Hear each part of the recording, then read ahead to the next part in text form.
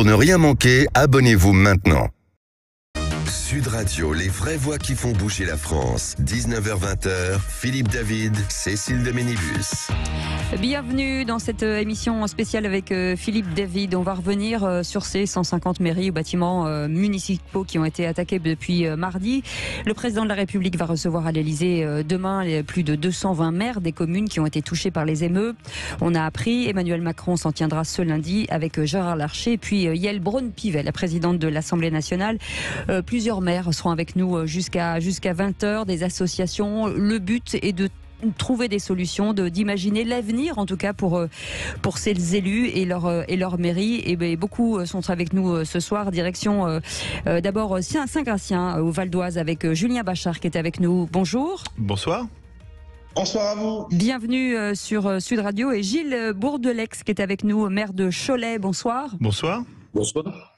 Et on va revenir d'abord sur avec vous, Julien Bachar, maire de LR de Saint-Gratien dans le Val d'Oise. On rappelle que vous aussi, vous avez été, votre mairie a été saccagée. On fait un petit état des lieux avant de parler peut-être de l'avenir, de ce qui s'est passé chez vous à Saint-Gratien. Non, alors moi, c'est pas la mairie par chance, mais c'est quand même le centre culturel Camille Claudel qui se situe dans le quartier politique de la ville des Raguenay, qui a été attaqué de façon criminelle et qui a été détruit à près de 80%. Et dans les premières analyses, apparemment, la structure est touchée, donc ça risque évidemment d'être un coût important. J'ajoute que c'est les jeunes du quartier qui ont volé cet équipement, qui sert à la fois à toute leur famille, puisque ça accueille des associations de seniors jusqu'aux plus petits, puisqu'il y a une halte garderie, un club d'enfants et également le service jeunesse qui était dans ce bâtiment. Vous dites que certains jeunes ont été arrêtés, ils ont été jugés en comparution immédiate, parce qu'il y a pas mal de comparutions immédiates en ce moment. A priori, comment que ça se passe? Alors non, pour l'instant, aucun jeune n'a été arrêté. On sait qu'il y a des informations et des jeunes qui sont suspectés, mais je ne vais pas vous dévoiler ici des informations. Évidemment. Vous avez, j'imagine, échangé avec les administrés. Quelles réactions? Est-ce que ce sont des réactions plutôt hostiles envers vous, ou c'est plutôt des réactions plutôt enclins à vous aider, à vous soutenir? Est-ce que vous avez eu d'abord, est-ce que vous avez fait cette réunion à midi avec vos citoyens? Oui, donc on a lancé l'appel hier, assez tardivement, et pourtant on avait plus de 500 personnes devant le palier de la mairie à midi, ce qui est important un jour de travail.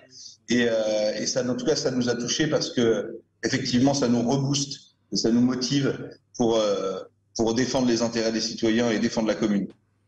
Gilles Bourdelex, avec nous aussi, maire de Cholet. Alors d'abord, vous avez essuyé quand même pas mal de problèmes ces derniers jours. C'est l'occasion aussi de faire un petit rappel pour que nos auditeurs comprennent bien ce qui s'est passé aussi dans votre ville. Alors oui, on a eu une nuit de jeudi à vendredi très difficile, où une salle de sport a été attaquée, partiellement incendiée, un lycée également. Des tirs de mortier sur la gendarmerie, sur le commissariat de police, des commerces. Et puis au passage, mon ancien domicile, il se trouve que je suis dans une période de déménagement, je ne retrouve pas dans les détails, mais mon ancien domicile, où il reste encore quelques affaires personnelles évidemment, a été complètement saccagé, dévasté. Il y a une dépendance à ce domicile, les cloisons ont été explosées à coups de hache, les portes également, un tas d'objets, de petits meubles ont été cassés, enfin... Voilà, une grosse attaque qui me visait évidemment en tant que maire. Et c'est un ensemble qui, je crois, évidemment, n'est pas acceptable et qui fait d'ailleurs aussi que notre population s'est mobilisée. On était également autour de 500 ce midi devant l'hôtel de ville. Ça montre que la population répond à l'appel. Gilles Bourdelex, dans la poésie française, on parlait de la douceur angevine. Cholet, c'est pas très loin d'Angers. Quand ça se passe à Houille, en banlieue parisienne, la banlieue parisienne, il y a énormément de grands ensembles. La situation, elle s'est vraiment dégradée à ce point dans des villes moyennes de régions calmes comme Cholet? Alors je crois que c'est assez symbolique. Alors je mettrai un peu de distance avec la douceur angevine, parce que les Choletais sont très attachés à être la capitale de la Vendée militaire, plus que de l'Anjou. Mais au-delà de ce symbole, oui, c'est assez étonnant, parce que nous sommes une ville de 56 000 habitants, qui est en général plutôt calme. Nous avons 4,6% de chômage aujourd'hui, c'est-à-dire le plein emploi. La problématique des chefs d'entreprise, c'est de trouver des salariés. Donc on ne vient pas me dire que les jeunes n'ont pas de débouchés ici sur le territoire. Nous avons, depuis les opérations HVS des années 80, investi l'équivalent de quasiment 65 millions d'euros dans les quartiers dits prioritaires. C'est 1 200 000 euros de fonctionnement tous les ans dans ces quartiers. On est à l'écoute. On a créé récemment un centre de soins supplémentaire. Il a été créé dans un quartier prioritaire et je pourrais donner ainsi une liste. Donc, qu'on ne vienne pas me dire qu'on n'est pas à l'aise dans ces quartiers, qu'on ne vienne pas me dire que la collectivité ne fait rien.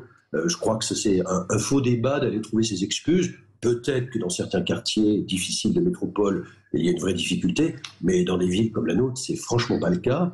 Et c'est une volonté d'aller casser les symboles de la République, parce qu'on a aussi une volonté qui est diffusée par des réseaux souterrains de s'en prendre à tout ce qui fait la France.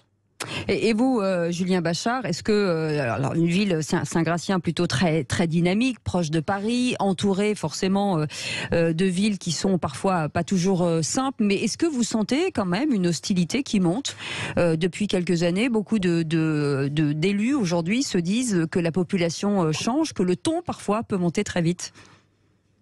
Oui, c'est vrai, on peut remarquer qu'il y a une espèce de violence. Et puis parallèlement à ça, on s'attaque aujourd'hui à tout ce qui représente la République. On voit bien les enseignants en difficulté parfois, la police, les pompiers aussi. Et puis là, on en arrive à l'extrême avec la dégradation du bien public.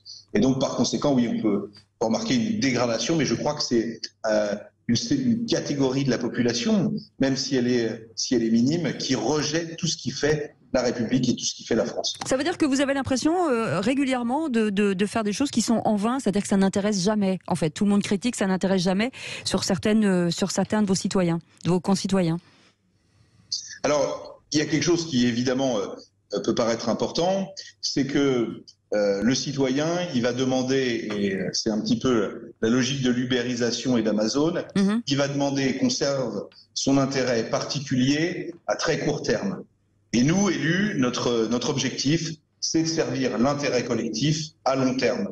Il y a parfois cette petite différence qui fait que cette petite nuance qui fait que effectivement les citoyens sont pas contents sur l'instant T, mais parfois ils reconnaissent le bienfait de nos actions, mais très longtemps après. Les citoyens, ils réagissent et ils aiment leur maire. On part au 0826 300 300. Bonsoir Ludovic.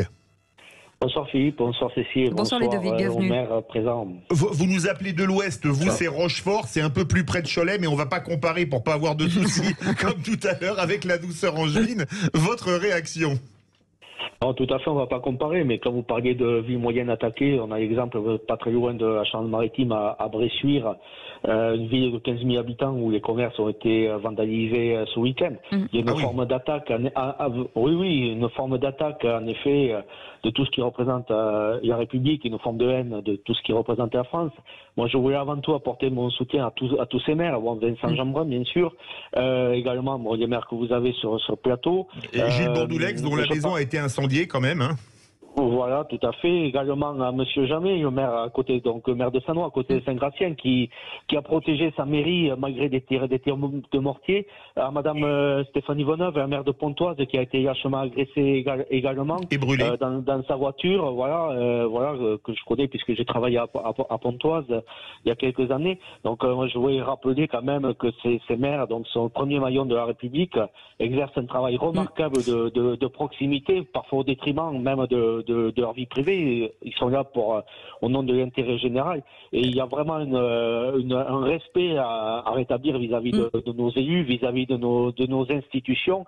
Et cet appel, même tardif, face à l'unité, a trouvé de la répercussion un peu partout en France. À Marseille, ça a été chanté, etc.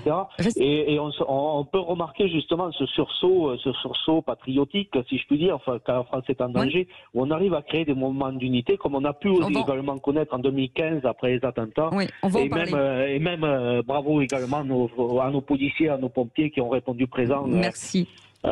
Restez avec nous, Ludovic. Julien Bachar, il nous reste pas beaucoup de temps, mais l'avenir c'est quoi? C'est-à-dire qu'est-ce qu'il faut reconstruire en fait? Comment recréer ce lien finalement avec la République et certaines populations? Je crois que le lien, il faut le reconstruire d'abord par l'éducation. Je pense qu'évidemment c'est chez les plus jeunes qu'il faut conscientiser, qu'il faut faire comprendre que tous ces services publics ont un coût, que la République est une et indivisible. Ça peut paraître simple, mais il faut restaurer en tout cas ces valeurs dès le plus jeune âge. Et puis, il faut également, et c'est ce qui paraît essentiel aujourd'hui, responsabiliser les parents pour que l'autorité parentale s'exerce dès le plus jeune âge, et puis jusqu'à la majorité des enfants, et puis parfois et souvent bien au-delà. Gilles Bordoulex, vous qui avez été victime, on le rappelle, d'un incendie de votre maison, est-ce que vous avez constaté, déjà, est-ce que vous avez reçu le même nombre de messages de solidarité que Vincent Jeanbrun? Est-ce que vous en avez reçu beaucoup d'un peu partout de France et de Navarre, hein? Et deux, est-ce que vous constatez cette perte d'autorité également dans une ville qui est théoriquement calme comme Cholet? Oui, certainement. Vous savez, on a un problème. L'État-nation a 3 piliers. C'est la nation, le territoire et les institutions, en l'occurrence la République aujourd'hui. Et la problématique, c'est d'abord ce premier pilier qu'est la nation. Nous sommes dans l'incapacité aujourd'hui, et depuis quelques années maintenant, d'intégrer et d'assimiler les populations. Nous avons des vagues d'immigration, à mon sens, qui ne sont pas suffisamment contrôlées. Et en plus, nous n'avons plus cette capacité d'intégration et d'assimilation. Et il n'y a pas face à nous la volonté, d'ailleurs, de s'intégrer, de s'assimiler. À partir de là, la nation aujourd'hui n'a plus l'unité qu'elle devrait avoir au sens historique de la nation, et ça a des répercussions sur les institutions qui sont les nôtres, en l'occurrence les institutions de la République, à tous les niveaux, depuis la commune jusqu'à l'État, et on a un décalage de plus en plus fort avec des populations jeunes, et c'est le plus inquiétant, c'est que la plupart des populations qui ont commis les exactions de la semaine dernière, ce sont des jeunes, entre 15, 18 ans, 20 ans. Certains et souvent, d'ailleurs, ont été arrêtés. Hein. Alors, oui, voilà. En plus, il y a une vraie question sur la réponse pénale par rapport à ces crimes ou ces délits. Ce sont aussi les enfants d'une génération qui a pu avoir des passages compliqués. Donc, c'est à la fois inquiétant pour la génération d'aujourd'hui, mais c'est aussi quel sera le message passé à la suivante. Moi, je suis très inquiet pour l'avenir parce que c'est pas avec des petites mesures, on va saupoudrer comme on le fait depuis des décennies dans certains quartiers. Il y a un vrai problème qu'il faut traiter, à mon sens, à la racine. Encore une fois, c'est le problème de ce que nous voulons bâtir ensemble pour la nation française. Et aujourd'hui, pour moi, elle est très fissurée. Merci beaucoup, Gilles Bordoulex, d'avoir été avec nous, maire de Cholet. Merci beaucoup et bon courage à vous deux. Et merci Julien Bachar, maire LR de Saint-Gratien dans le Val d'Oise. Merci beaucoup d'avoir été avec nous. On reste ensemble avec Philippe David jusqu'à 20h. Dans un instant, on partira à Houille avec Julien Chambon. Et puis on reviendra sur une association qui s'appelle, finalement, une association qui s'appelle le Prox Red Aventure. Vous le connaissez, c'est Bruno Pomar qui essaye au quotidien depuis plus de 10 ans de réconcilier finalement population et police. 0826 300 300, vous attend. 19h-20h, Philippe David, Cécile de Ménibus. Et on parle de la France, on parle des maires, surtout des maires qui ont été dans le viseur depuis 5 nuits exactement. Et direction Houille avec Julien Chambon qui est avec nous. Monsieur le maire, bonsoir, merci d'être avec nous. Bonsoir. Et Bruno Pomar, ex-policier du RAID, directeur de l'Institut des hautes études du ministère de l'Intérieur et fondateur de cette association Prox Red Aventure. Bonsoir, Bruno Pomar, merci d'être avec nous. Petit tour d'horizon aussi, j'imagine, Julien Chambon, que à la demande du président de l'AMF, de l'Association des maires de France, David Lisnard, est-ce que ce rassemblement a été pour vous peut-être devant votre mairie, si toutefois vous l'avez organisé, quelque part quelque chose qui vous a réchauffé un peu le cœur face à toutes ces dégradations?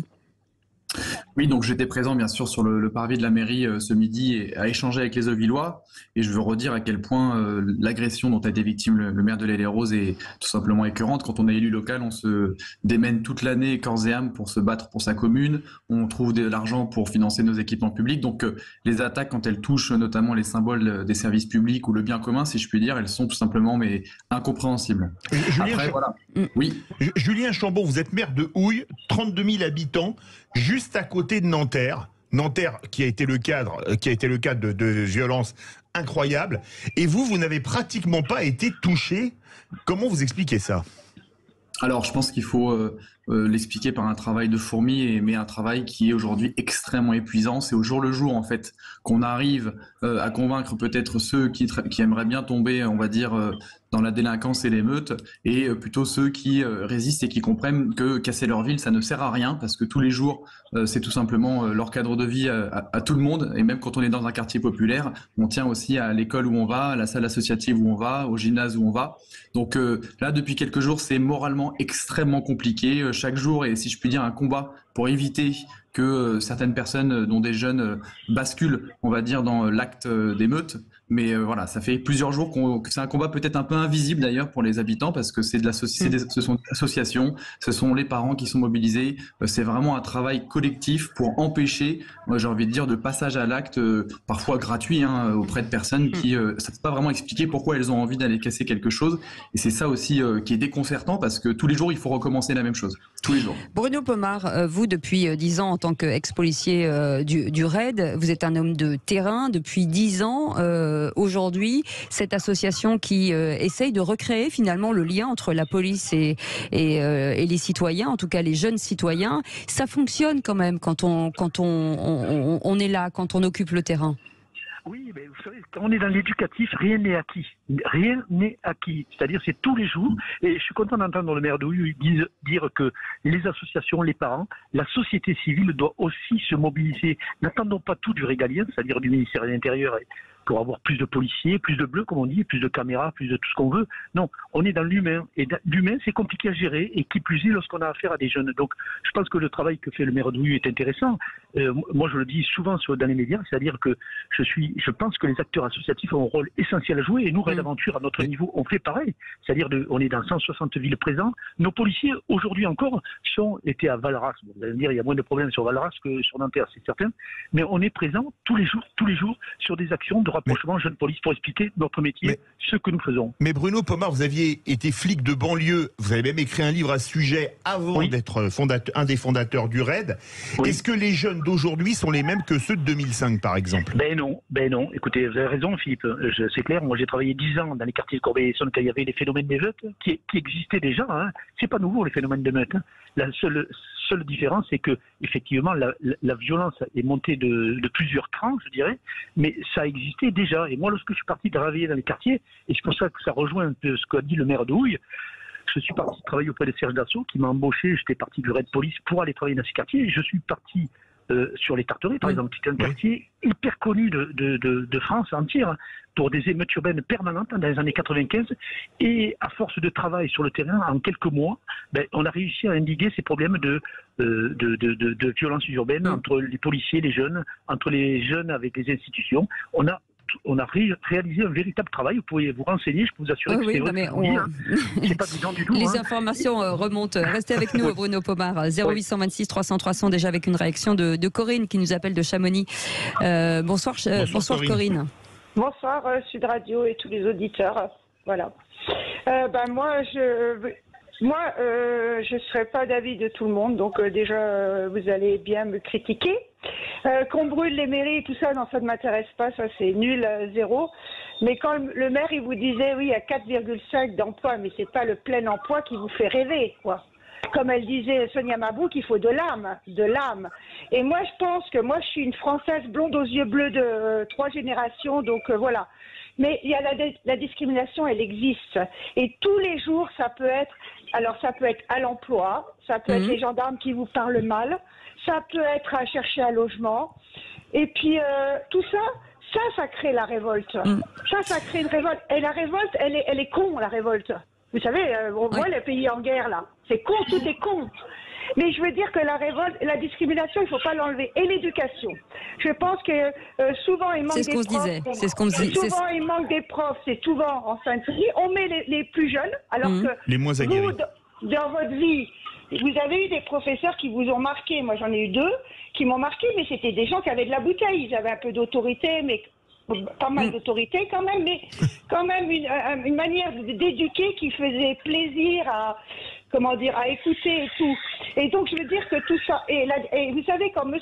Tsonga, vous voyez, tennisman, qui dit qu'il a vécu sur la discrimination, et moi, je vais vous dire une chose. Les syndicats de policiers m'embêtent parce qu'ils sont tout le temps en train de soutenir des choses qui ne sont des fois pas soutenables. Je ne parle pas de l'histoire-là parce qu'elle n'est pas jugée, mais le monsieur de scooter, monsieur Chouillard, le Kevin, oui, mais comment il s'appelle ça c'est un autre sujet. Oui, parce mais que je veux dire que, non, mais on comprend ce que vous voulez dire, Corinne, bien sûr. Voilà. Et on va faire réagir le maire Julien Chambon, maire de Houille. Forcément, il y a des colères.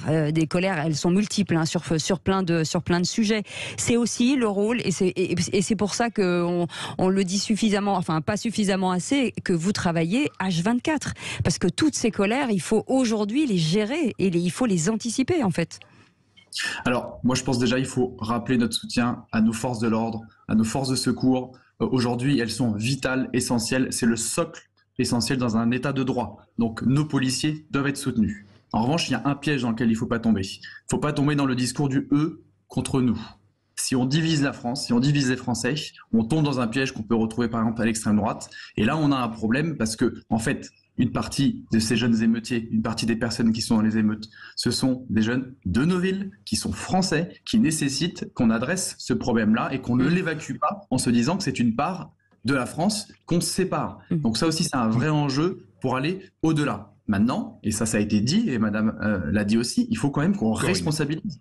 Un citoyen français, qu'il soit jeune ou adulte, il doit assumer les conséquences de ses actes. Donc on doit se battre pour qu'à travers les acteurs associatifs, à travers les institutions de notre pays, le jeune d'aujourd'hui se sente responsable de ses actes et il doit les assumer.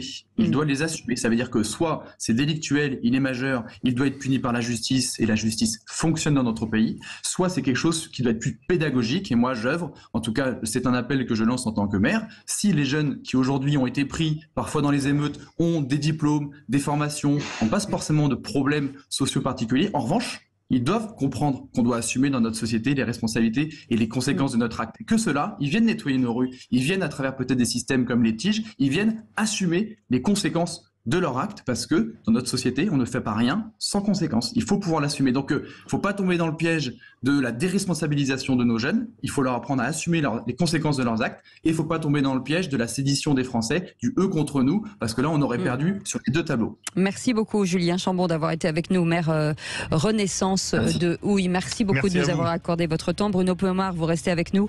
On vous récupère dans quelques instants. On fait une petite pause. Merci beaucoup, Corinne, de nous avoir appelés. Et puis, continuez de nous appeler au 0826 300 300. On est ensemble avec Philippe David jusqu'à 20h.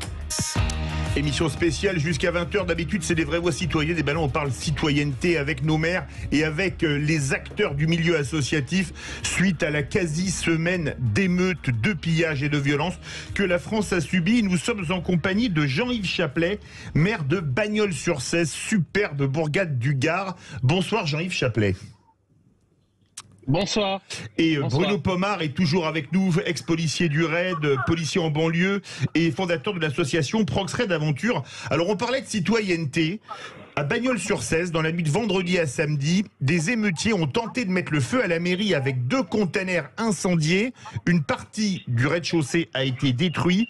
Mais avant même que les pompiers arrivent, ce sont les citoyens qui sont venus éteindre le début d'incendie. Jean-Yves Chaplet, racontez-nous. Ouais. Alors exactement, c'est-à-dire que nous avons subi 2 nuits d'émeutes, une première dans la nuit de vendredi à samedi, qui elle a consisté sur des pillages de magasins qui n'avaient rien à voir avec les attaques à la République, pillages de magasins de sport, de restauration rapide, voilà. Et un pillage en bonne et due forme. Et puis, dans la nuit de vendredi à samedi, de samedi à dimanche, là, ça a été ne pouvant plus piller parce que les forces de police étaient là, étaient présentes. Ils se sont dirigés vers le centre-ville. Et pour le coup, ils nous ont attaqué la mairie. Alors, comme la citoyenneté, il y a 2 façons de la voir sur ma commune. J'ai d'abord une bande de jeunes, alors je vais être avec des mots durs, mais je pense sincèrement un peu décérébrés qui comprennent rien à rien et qui ont aucun message politique. Et puis du côté citoyenneté, j'ai des gens extraordinaires qui se sont portés au secours de la mairie avant qu'elle commence à flamber, qui ont mis en avant leur vie. Voilà, et puis des forces de police qui sont intervenus rapidement, des pompiers qui sont intervenus. Alors je préfère regarder le deuxième côté que le premier côté, qui pour moi a rien à voir avec de la citoyenneté, comme vous pouviez le dire à l'instant. Évidemment. Bruno Pomar, en tant qu'ex-policier, mais surtout en tant que fondateur d'une association de ces quartiers, la réponse c'est quoi aujourd'hui? Est-ce que c'est comme le demandent beaucoup de maires, la responsabilisation de ces jeunes? Est-ce qu'il faut se tourner vers les parents? C'est quoi les solutions? La première chose, l'ADN même de ce qui se passe là, c'est quoi? C'est la famille à la base. C'est-à-dire la responsabilisation de la famille. Alors vous allez me dire, oui, effectivement, dans ces quartiers, dans ces banlieues, pas Bagnols-sur-Cèze, parce que c'est pas une grande ville comme Nanterre, mais je veux dire, il y a une vraie problématique de monoparentalité, on le sait, mais c'est pas une raison pour se cacher des vrais problèmes. Je pense qu'il il faut responsabiliser les parents à tout prix, c'est essentiel. Sanctionner, c'est une chose aussi essentielle. La sanction est pédagogique, encore une fois. Et moi, je suis favorable d'ailleurs aux courtes peines, pour tout vous dire. C'est-à-dire qu'on puisse sanctionner ces jeunes, quel que soit leur âge, à un moment donné, puisque la minorité pénale est à 13 ans, pour que la sanction soit effective. Parce que ce qu'on voit souvent dans les commissariats, mes copains me disaient souvent, les mecs, ils viennent 15 fois, 20 fois, bonjour, attention, la prochaine fois, ça va aller mal pour toi. En gros, c'est ça. Et il n'y a rien qui se passe. Donc, la sanction a valeur d'exemple. Si on n'arrive pas à trouver une réponse, je dirais, pénale à ces jeunes, pénale et pédagogique, j'entends bien, hein, c'est pas les mettre dans une prison pour mineurs pendant un mois, ça servira à rien. Il faut qu'il y ait du travail pédagogique. Moi, je viens de signer d'ailleurs avec Dupond-Moretti une convention là-dessus pour que les fameuses tiges, vous savez, les réparations pénales, etc., soient faites avec mon association, entre autres. Mais il y en a d'autres qui travaillent, je suis pas le seul à intérêt généraux. Et je pense que c'est important de le faire. Encore une fois, c'est à partir du moment, encore une fois, où on n'a pas l'exemplarité de la peine, à un moment, tout est permis. Et c'est ce qu'on voit avec une minorité de jeunes. Parce qu'il faut rappeler quand même, alors je ne fais pas le panache sur Bagnols-sur-Cèze, qui est pas une grande commune par rapport à Nanterre et autres, mais c'est quand même une minorité de jeunes qui nous gangrènent notre société. C'est 100, 200, 300 jeunes maximum. Ça veut dire quoi? 3-4 000 sur la France entière. Je ne serais pas précis, mais d'ailleurs, je suis en train de chercher d'ailleurs les éléments, les chiffres pour. C'est rien du tout. Vous vous rendez compte qu'il y a dans ces quartiers, il y a des milliers de jeunes qui vivent. Donc, ces jeunes-là, à un moment donné, il faut qu'ils soient sanctionnés. Et je pense encore une fois que la société civile doit aussi réagir, évidemment, à ça. Mais on l'a vu aujourd'hui. J'étais avec Jean Brun à l'Île-et-Rose. La mobilisation de la population, pas que des élus, de la population était énorme. Il y avait plusieurs milliers de personnes.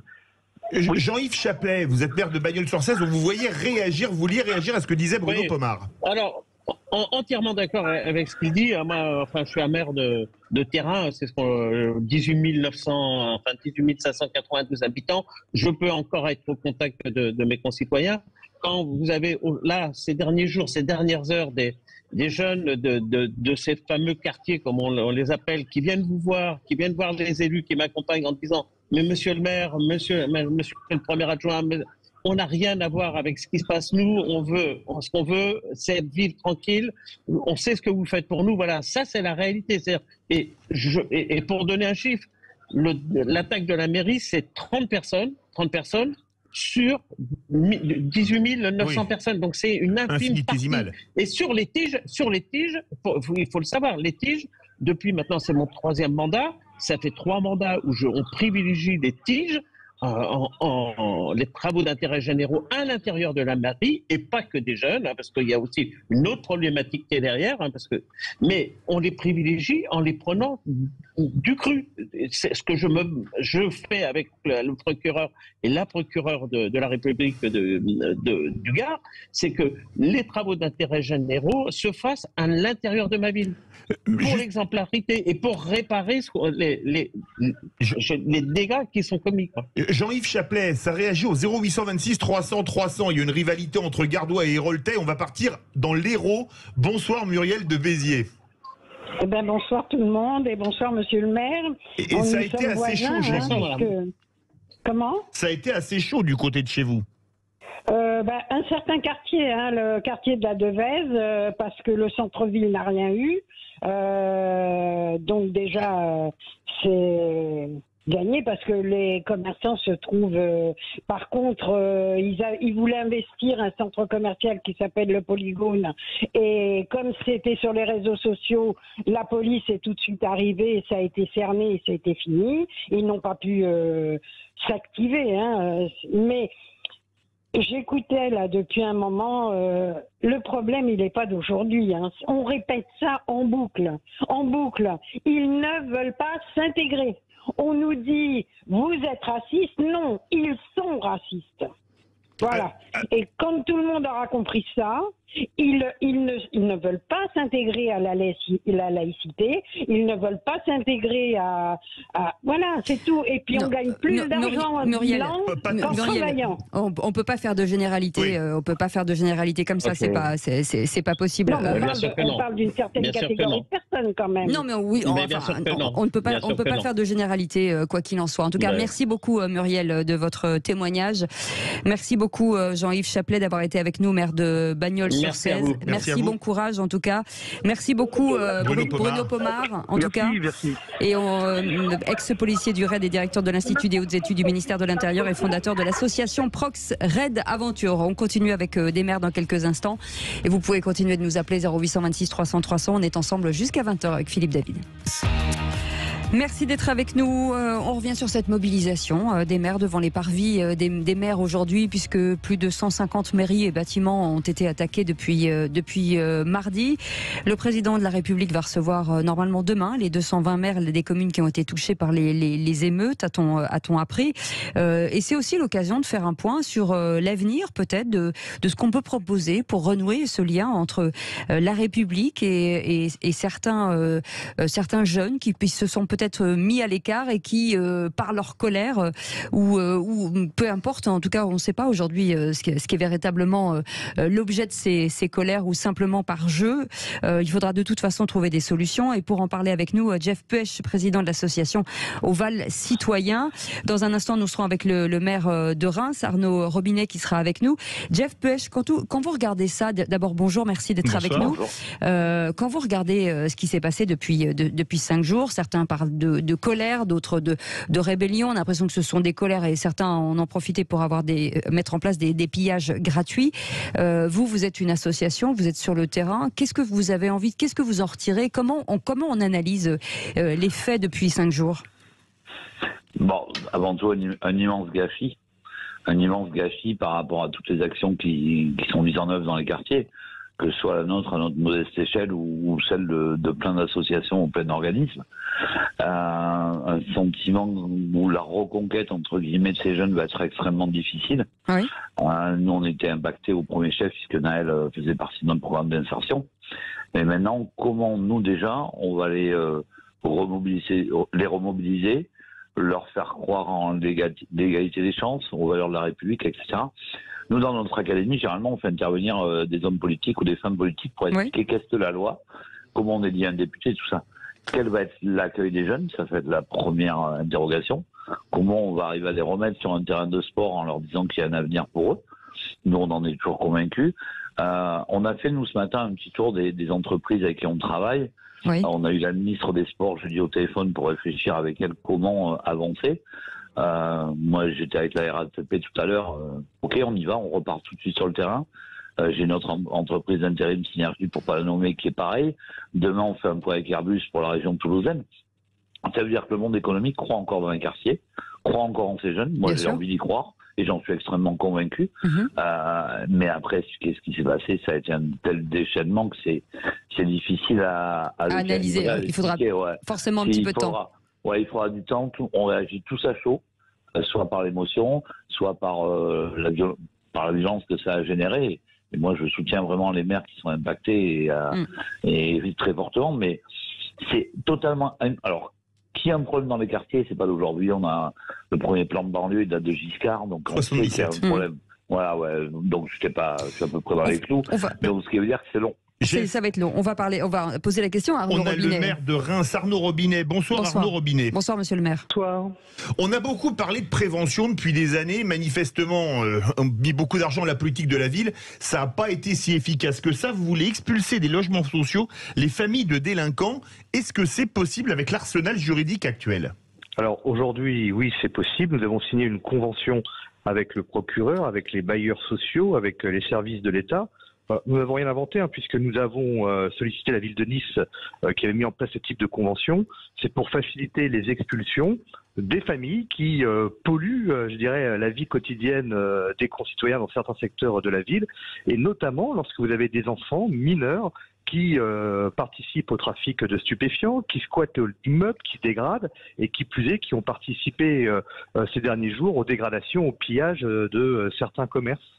Est-ce que Monsieur le maire, beaucoup parlent forcément de mettre en place des couvre-feux? Est-ce qu'à un moment donné, il va falloir réfléchir le temps que les choses se fassent, de dire on installe un couvre-feu pour que les esprits se calment et qu'on puisse rentrer peut-être dans la discussion? Le couvre-feu, malheureusement, c'est je peux prendre un arrêté municipal pour mettre un couvre-feu, mais il faut pouvoir l'appliquer. C'est-à-dire qu'il nous faut des forces de l'ordre.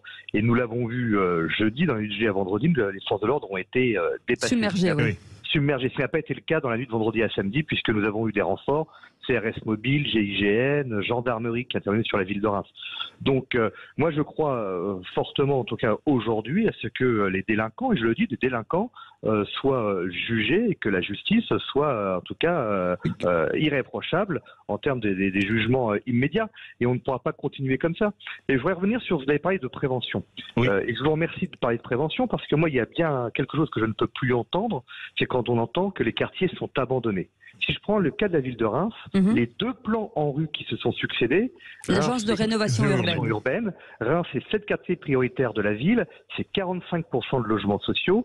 On a injecté, État, bailleurs, collectivités, 1 milliard d'euros pour rénover nos quartiers. Derrière, il y a la politique de la ville, subventions d'associations. Nous investissons dans des équipements culturels, sportifs dans nos quartiers. Nous mettons en place des activités pour les jeunes l'été et pendant toutes les vacances scolaires gratuites. Nous avons mis en place la caravane de l'emploi qui va au pied des immeubles proposer des emplois, des formations aux jeunes dans ces quartiers. Et on voit qu'aujourd'hui, malheureusement, cela ne suffit pas. Et donc, il faut passer, je dirais, à une politique aussi sécuritaire dans certains de nos quartiers. Arnaud Robinet, on a entendu un associatif, Jeff Puech, on vous a entendu, maire de Reims. Il y a les citoyens qui parlent aussi sur Sud Radio. Bonsoir Gérald de Montpellier. Bonsoir à tous. Bonsoir Gérald. Vous, ça a été assez chaud du côté du quartier de la Paillade, c'est ça? Ça a été assez tardivement que ça a été fait, puisque ça avait déjà commencé entre la nuit de mardi à mercredi, je crois, sur Paris. Et donc, du coup, ça a été tardif sur Montpellier. Ils ont voulu faire écho à ce qui se passait un petit peu sur toute la France. Donc, des poubelles brûlées, des voitures incendiées. Et aussi, en fait, ils ont voulu arriver sur la place de la Comédie en attaquant notamment, en fait, l'espace Polygone, qui est un centre commercial. Ils n'y sont pas arrivés, ils sont fait attaquer directement, enfin, cernés directement, en fait, par la police. C'était pas très nombreux. Mais je soutiens ce que dit le maire de Reims, si je peux rebondir sur ce qu'il a dit. Il a raison. Il y a eu des milliards qui ont été injectés en fait dans toutes les villes, non seulement pour les équipements sportifs, pour rénover en fait le territoire, pour le rendre évidemment plus habitable, plus convivial pour les habitants. Aujourd'hui, ça ne marche pas. Et ça ne marche pas depuis des années. On le sait. À la Paillade, ils sont en train de détruire des tours pour faire en fait des immeubles sur 3 étages ou 4 étages, pour rendre évidemment la vie plus collective et plus vivable, si je puis dire. On a aussi le plan de Sarkozy qui souhaitait en fait répartir une certaine population dans les villages, etc. pour pas les mettre en masse et rester ensemble. Sauf que même eux ne le souhaitent pas, se mettre des fois dans des appartements ou des HLM tout neufs. Oui. Mais je pense qu'il y a une réelle, en fait, de ces jeunes, comme on a vu, jeunes, je suis désolé, issus de l'immigration, donc de 4e génération, qui n'aiment pas la France. C'est un point qu'il faut essentiel, parce que tout le monde dit, on ne sait pas pourquoi ça s'est passé comme ça. On ne sait pas pourquoi, en fait, il y a des pillages. On ne sait pas pourquoi ils sont énervés. Mais ils sont énervés parce qu'ils n'aiment pas la France. Ils sont énervés parce qu'en fait, il n'y a plus d'éducation. Voilà, Restez avec nous, Gérald. Brièvement, Arnaud Robinet, il y a une demain, certains d'entre vous vont être reçus à l'Élysée par le président de la République. Très rapidement, qu'est-ce que vous attendez de cette réunion? 30 secondes. Oui, alors moi je me suis excusé, je ne pourrais pas y aller, mais j'ai reçu le ministre de l'Intérieur aujourd'hui à Reims. Ce que nous demandons, c'est que la sécurité et l'ordre républicain soient appliqués sur l'ensemble du territoire français. Je reviens sur ce que disait le monsieur en 30 secondes.